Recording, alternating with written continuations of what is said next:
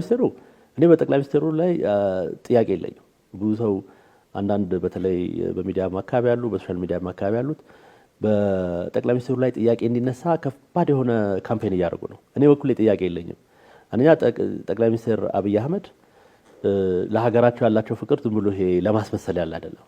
ከልባቸው ሀገራቸውን የሚወዱ ሰው ናቸው። እኔ በራሴ በኩል ለማጣራት ሞክሬያለሁ። ይሄ ሰው የባክግራውንድ ምን ነው ኢህአዴግ ውስጥ በነበሩ ጊዜ ሁሉ ከባድ ሪስክ እየወሰዱ ሲታገሉ የነበሩ ሰዎች ናቸው። እሳቸውን ብቻ ሳይሆን ሌሎቹም እንደውም እንደኛ ተሰደው ሁሉ ነበር፣ ሊገሏቸው ሁሉ ነበር።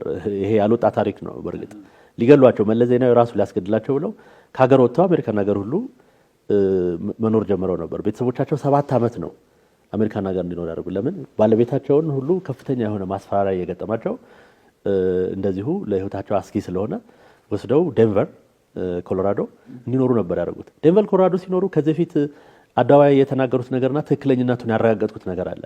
ይኖሩ የነበሩት ሴክሽን 8 ነው። ሴክሽን 8 ማለት ምንም ገቢ ሳይኖርህ መንግስት ድጎማ እያደረግልህ የምትኖርበት ቤት ማለት ነው። ሴክሽን 8 ይባላል በአሜሪካን ሀገር።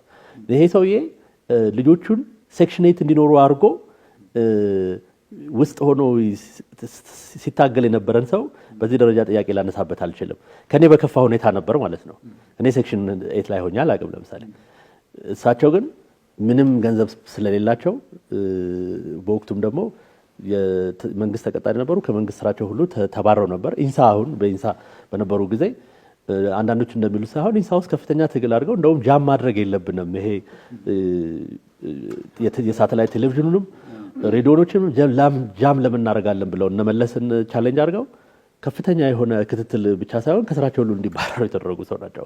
እና እነዚህ ሰዎች ታጋዮች ከኛም የተሻለ ታጋዮች ነበሩ ብሎ ማሰብ ጥሩ ነገር ይመስለኛል። ምክንያቱም ሪከርዱ እውነታው ያ ስለሆነ ማለት ነው። እና የተጀመረውም ለውጥ ውስጥ ትግል ተደርጎ ነው እንጂ በአጋጣሚ በሎተሪ የመጣ ነገር አይደለም። ብቃት ያለው ሊደር ነው አሁን ኢትዮጵያን እየመራት ያለው በኔ እይታ። ብዙዎቹም ሊቀበሉት የሚገባው ሀቅ መሆኑን እኔ አምናለሁ። ለምን እስካሁን ድረስ ወደድንም ጠላንም በኢትዮጵያ ታሪክ ውስጥ እንዲህ አይነት መሪ አይተናናቅም። ለህዝብ ቅርብ የሆነ መሪ ማለት ነው። የትኛው መሪ ነው ህዝብ እየሄደ ጉዳቱንም ምኑንም ሀሳቡንም ሼር የሚያደርግ?